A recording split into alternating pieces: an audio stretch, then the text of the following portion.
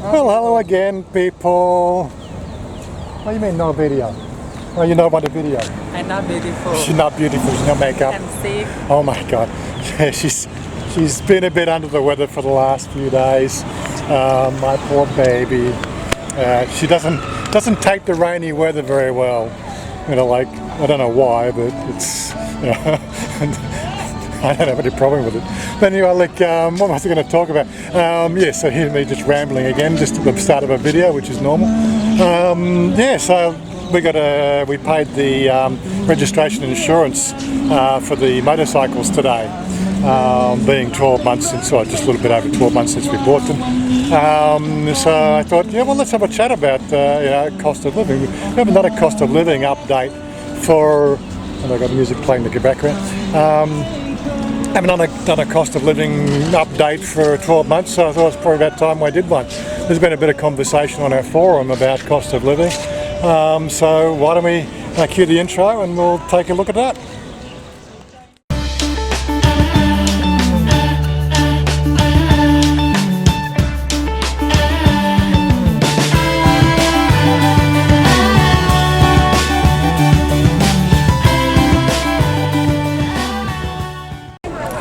Yeah, so where we are, yeah, so again, look, give on the go. I should have put this in the intro. Don't forget down here for the subscribe button, and also, you know, that little bell thing, that also helps the channel. Again, it's all the way that you've got to do these little things. It's all part of the YouTube Creator Academy. How do you build your channel? That's what they keep on telling us to do. Make sure that we remind our viewers, you know, that bell and the subscribe button. That all helps, you know, get the channel more recognised by their algorithms. Anyway, look, I'm a vlogging channel, you know, so, you know, we just vlog. You know, what's a vlog? It's like, you know, the sort of daily and, you know, weekly activities of a couple of people, you know, living their life. You know, we're not adventurers. You know, well, apart from the fact we call it, you know, Chanya and Wazza's adventures, but we don't climb mountains. We don't sort of, you know, sail the rivers and the rapids. We don't, you know, we're not out there doing extreme sports. You know, we're just two people enjoying the love of each other and you know, some good times together. Living in the land of smiles. This is what our channel's about. You know, it's really focused on you guys out there who are either you know, expats living in another part of the country, and you're making some comparisons about the different lifestyles around the place. Yeah, so we live in Bangkok. And we enjoy living in Bangkok. We don't live in Bangkok Central. We live in the western suburbs of Bangkok. That's our channel. You know, the daily life or the weekly life of what we do. I try to do 2 videos a week, and you know, when you start to think about the whole 2 videos a week thing, like you watch TV. You know, how long do your TV series last? You know, probably 3 to 4 seasons with 22 episodes a season, right? We actually have been running longer technically than most of your TV sort of programs that you watch. You know, it's, you know, we're getting past 12 months. You know, this channel's been around for 7 years, but, you know, actively doing a vlog for, you know, over 12 months now. What do we do as a vlog? It's about, you know, what we do and experience on a day-to-day and week-to-week basis. It's not high excitement. We try to have a bit of fun, you know. Our life is a lot of fun. She likes to shop, you know. That's one of the things you do. More closer. You just go to MBK and you go to Platinum. Why you want more clothes, darling? You tell me why you want more clothes, darling. I don't know. You don't know? Why not? But anyways, girls just live to shop.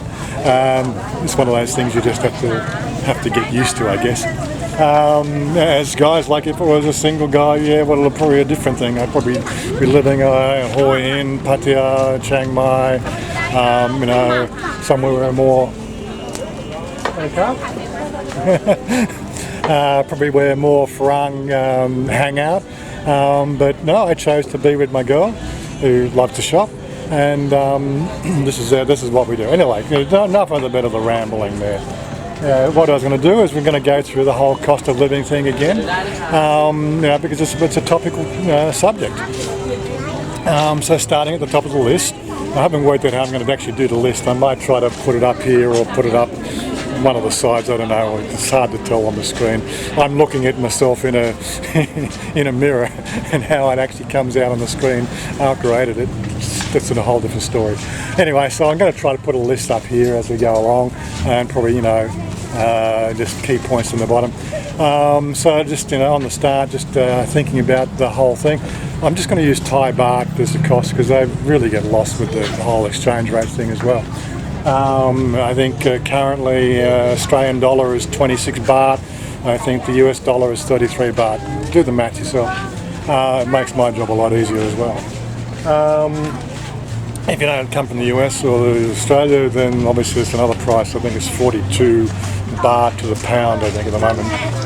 Some rough calculation. So yeah, work it out. Anyway, so starting at the top of the list, right? Rent. Now again, this is a very subjective thing. Depend on where you are in Thailand. If you're living up north in the farming areas, pretty much like rent is just almost a non-existent sort of cost for your whole budget. You're more than likely staying on family land, family house. It's already been paid for or in the process of being paid for. I really don't know. I don't know how it works out there. We have plans to buy here at some stage. We haven't made our mind up where we're going to buy yet. But for the moment, we're staying in a two-story townhouse with 3 bedrooms, 2 bathrooms, and has a car space for 1 car. But we managed to sort of squeeze 1 car, 4 motorcycles in at the moment, and we park another car out the front. So we've got a fairly big frontage on the actual street, so that works for us. And that 3-bedroom townhouse, which is shared walls into the side, costs us 8,000 baht a month. Now that's quite a reasonable cost when you start to look at cost of living. I don't know what you're paying for rent for a 3-bedroom flat in Hornsby, for instance. When I left, I think it was $500 or $600. No, where you want to go? Okay, we go this way. Yeah. So that's 8,000 baht a month. So it'll be up there on the list. Next thing, of course, I think the next biggest expense most people look at is, powering your house or the utilities. Like you've got water rates and electricity. Well, our water rates average about 450 baht a month. So that electricity bill comes to about 4,500 baht a month. So that's the second level. So that's 5,000 baht a month for utilities. So what comes next? Here's me chatting away, and I've completely lost where Chanya's gone to. Oh, there she is. What are you looking at now, darling? Ben give money for buy. Oh, Ben give you some money for buy, sure. Yeah. Okay. I'm not paying, so Ben pays. So what was the next thing? Yes, I suppose you've got your household entertainment as your next cost. This is a real big can of worms in Thailand, right?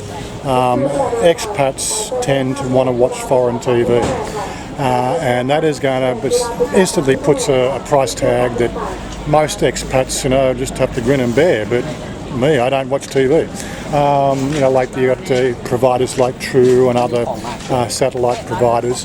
I think a true deal can cost us like 3,000 to 4,000 baht a month, with all the movie channels.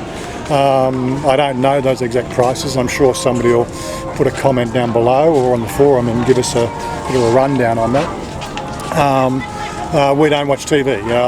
We've got a cable service. It's one of these set-top boxes.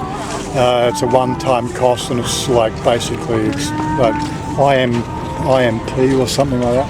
It's pretty much all Thai TV, so it has no interest for me, and it still comes under the the authority of the Broadcasting Commission. So over the last 12 months, the entertainment has been limited on the channels through the whole process of the 12 months passing of the King.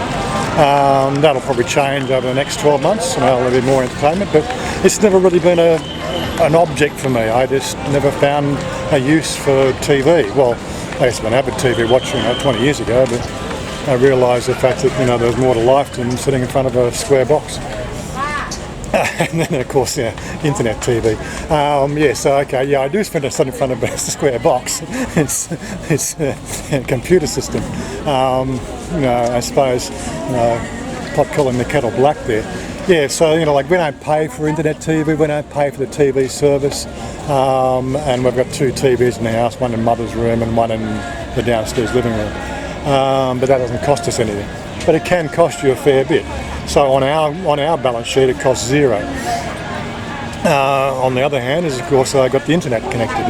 We've just upgraded the internet connection to a fibre connection with 100 megabyte per second download speed with a 30 megabyte per second upload speed.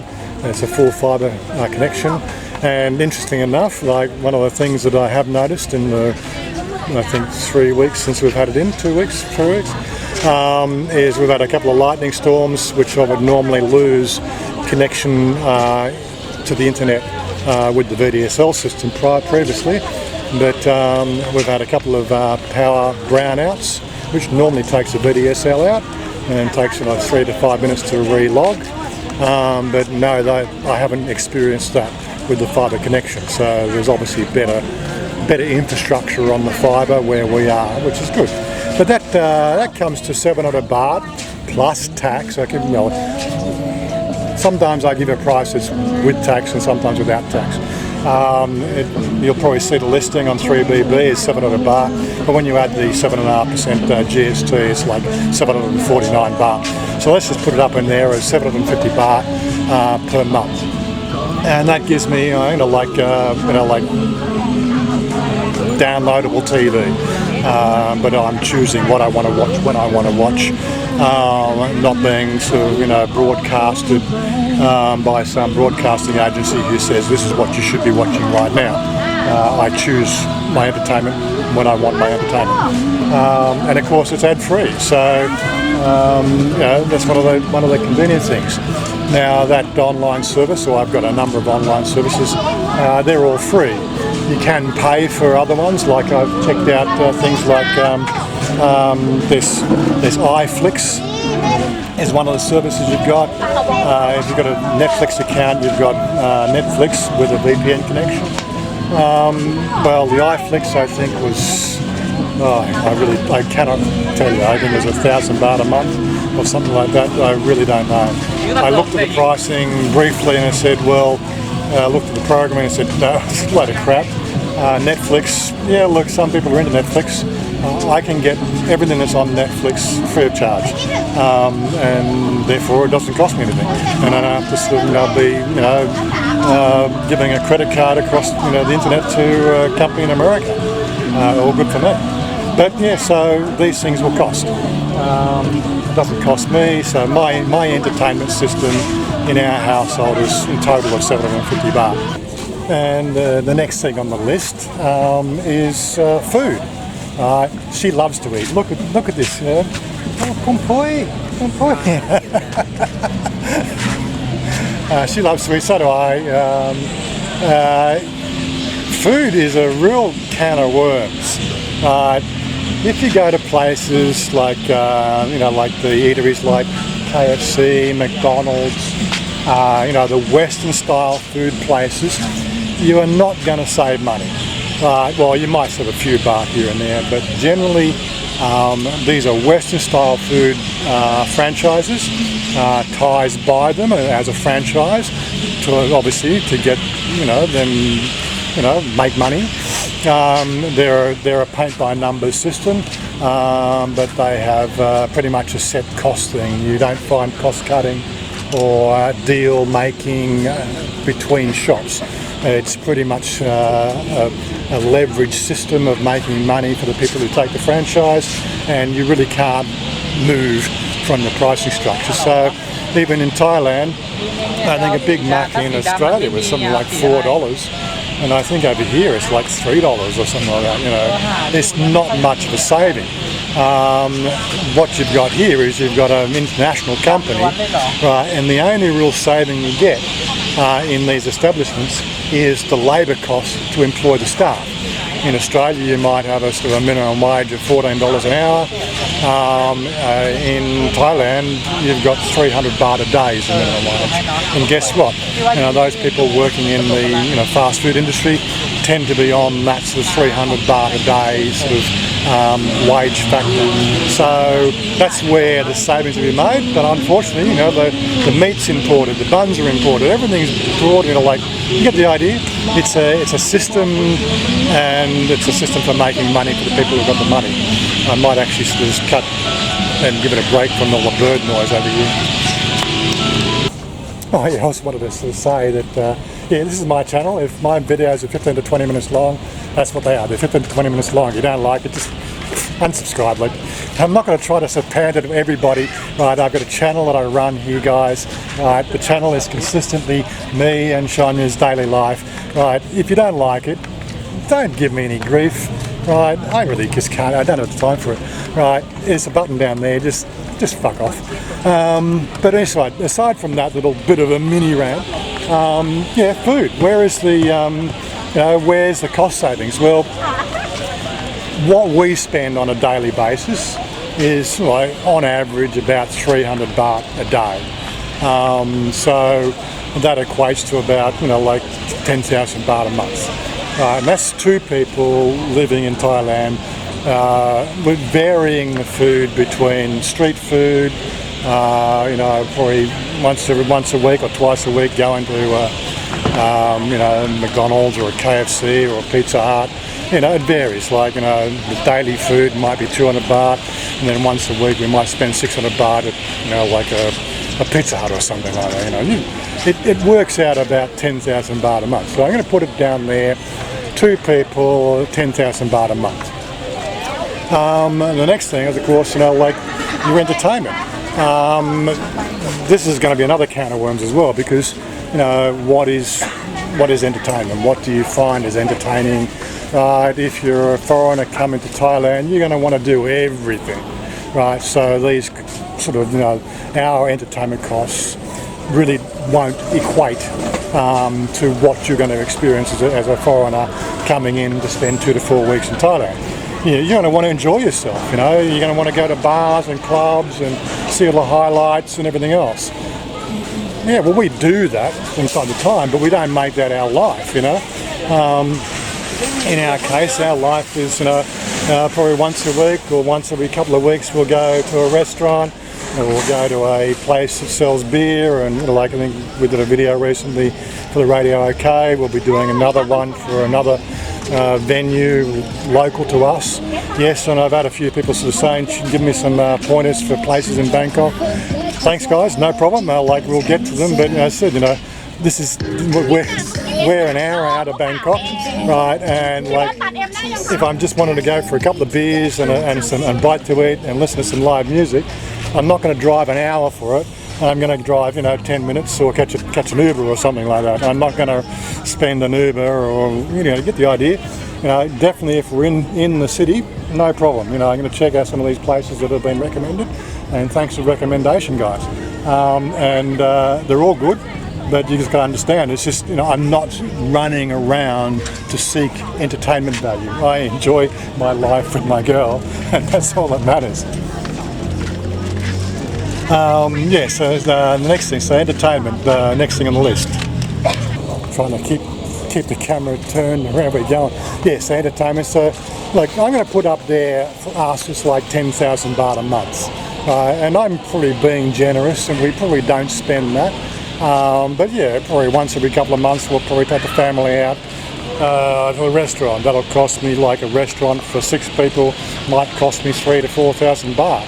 I don't do it every week, and they know that now. when I used to come on holidays, I always made a point of taking them out to the restaurant, at least twice in the 2-week holiday I was over here.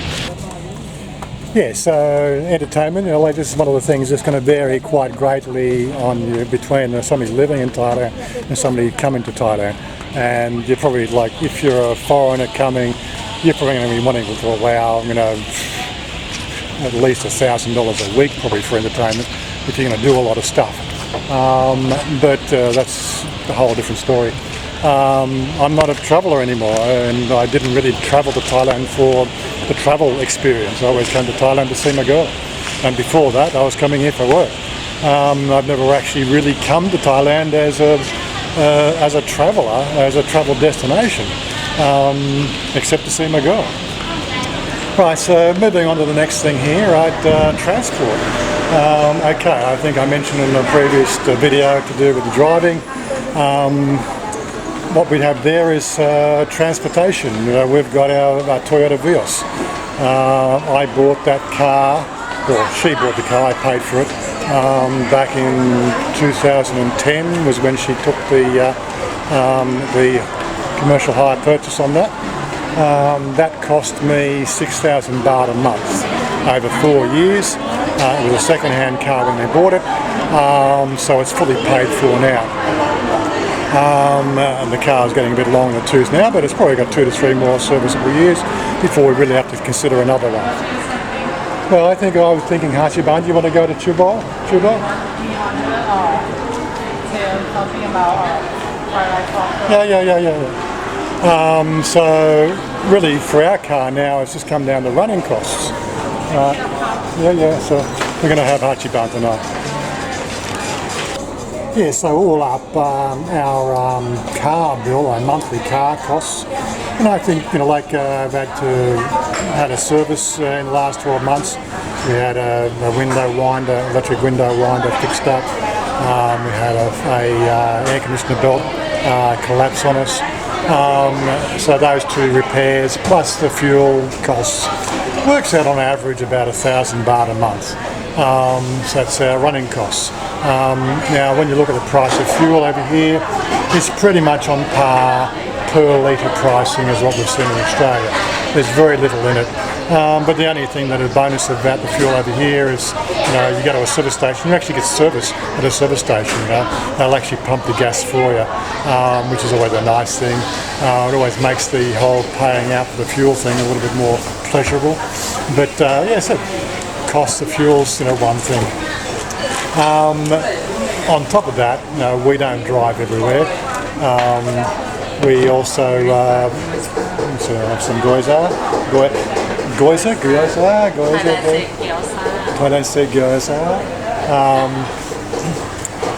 So on top of your driving costs, we've got our motorcycles, which we don't use for the rainy season, and really they're only used for local running about anyway. I would drive from one side of Thailand to the other on a motorcycle. I have no problem with doing that. Of course, we're a couple and she doesn't feel comfortable about using the motorcycles at that level. So, fine, if you want to go somewhere, Katchanamburi or, Simburi or whatever, the places we've travelled to in the last few months, we'll take a car. It always just makes the trip a bit more pleasurable, and you've got air conditioning as well. But as I said, driving costs, you got the car and motorcycle costs, 1,000 baht a month. The insurance and registration for the motorcycles came through, which is what sparked this whole thing. That was 700 baht per motorcycle. I know, I haven't registered a motorcycle in Australia for so long, but I know the car rego and insurance thing that you pay every year was I think for my Hyundai Veloster was $700. So you can see there's a bit of a saving there. But again, there's the road tax or the registration and insurance, so I don't know what it breaks down to be. 700 baht, no problem. But I'm pretty sure most of that is the compulsory third-party insurance that every vehicle has to have applied, which means if you hit somebody, then legal costs are covered. On top of that, then you've got, what else have you got? Well, transportation. I'm listing that as Uber, taxis and BTS. Probably all up, we spend about 2,000 baht a month on that. And it's a bit more of a safer way to travel around the place. It's a lot more convenient when you've got to look at the parking side of things. Parking in Thailand is always a premium. It's better to have somebody just drive you there and you get out of them and pay them a few baht. But Uber pricing is a bit more expensive than the taxi, generally speaking. But it's just a convenience thing. We actually have to walk down the street, get a motorcycle taxi to take us to the main road to find ourselves a taxi. Right, whereas we can use the Uber or Grab. Say we're here and they'll come to our door. And for a typical trip, which might be 150 baht, paying the extra 20 baht, which the Uber costs, is pretty much equaled out by not having to use the motorcycle taxi to go to the main road. So it all works for us. Hello. One thing that's always come up for foreigners coming to live in Thailand is this whole issue of health insurance. This is again a can of worms I don't want to go into. I have my staunch reasons for completely denying the importance of health insurance, namely being the fact that yes, I did have private health insurance early on in my life. I had a knee arthroscopy done from a skateboard injury when I was 15. I wanted to find out why I kept on having reoccurring problems with my knee. I went in under private health insurance, and that was out of pocket from that visit was $3,000. Right?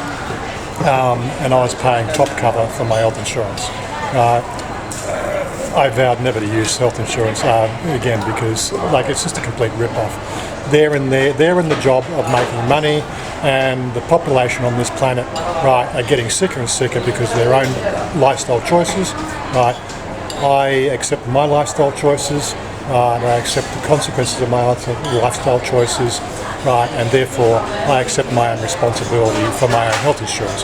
So I have special money put aside in one account, right, for that inevitable, maybe life-saving situation I may need 15 years from now. Excuse me, I'm eating. 15 years from now. That's how I'm dealing with it. Of course, I'm making money on that health insurance, right, and not somebody else. I'm not going to go into it. So our health insurance costs zero, right? Chanya's family doesn't use it. It's a luxury that some Thais taking, middle class Thais will take access to.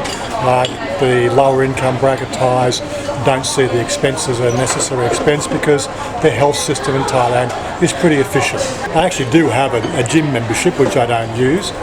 It doesn't cost me anything a month because I haven't been going, but I did apply for a gym membership. It's not one of the elite fitness first ones. It's a local one, it's air conditioned. I haven't been for 12 months, but my membership is still there. I don't have to pay the membership fee again. But if I wanted to do a monthly, I like to do the 3 to 4 visits a week and do the whole fitness thing, it'll cost me about 1,200 baht a month in that particular gym. It's an option. It's on the back of my mind that I should do it. I'm not getting any younger, although I feel like I'm getting younger, but I'm feeling healthy. Enough of that. So, as I said, health and lifestyle choices. For me, on the balance sheet, that's $0 or zero baht, and I'm prepared for the consequences. Right, it's something you really have to seriously think about, right, and it really comes down to how much risk you're willing to take. On top of that, Chanya, she gets a 10,000 baht a month allowance. That's her money, I don't ask questions about. It's equivalent to if she was out doing a sort of, working, right? She doesn't have to work. She brings in that, she can choose to give it to the family and do whatever she wants with it. Right, I do not ask questions. I just put it in a bank every month. And I still buy her dresses, I still buy things, I still buy the food. It's her money, it's her choice what she does with it. And the deal is, the family doesn't come to me asking for handouts. Works for me. Okay, so that pretty much rounds out the overall monthly spend, and of course on top of that, I think the last expense we really have to deal with is those out-of-pocket expenses, once a year purchases and everything else. I did make mention of this. We bought a couple of iPhones, well, not iPhones. We bought a couple of Samsung phones, and they're great. Like you don't do that every year. Bought the TV camera for the car. So I'm going to put that down as the last expense on a monthly budget there at 9,000 baht a month, which is about what I spent in the last year on like those special purchases. When I feel like buying something, I'm not broke. Right, I can choose to buy things when I want to buy things. I do prefer to work to a budget, and it is all in my budget. So all up, for the two of us living in Bangkok, it's about 55,000 baht a month. So look, I don't know exactly what it is. It's just something around about that. That figure there will give you the total. And of course, this is just varying. It's their nominal pricing. If you're in Phuket or if you're in Pattaya, you're probably going to pay more. Right? It's a tourist destination. Right? If you're living in Sukhothai or living in Chiang Mai, you're probably going to pay a bit more because services are a little bit more sparse.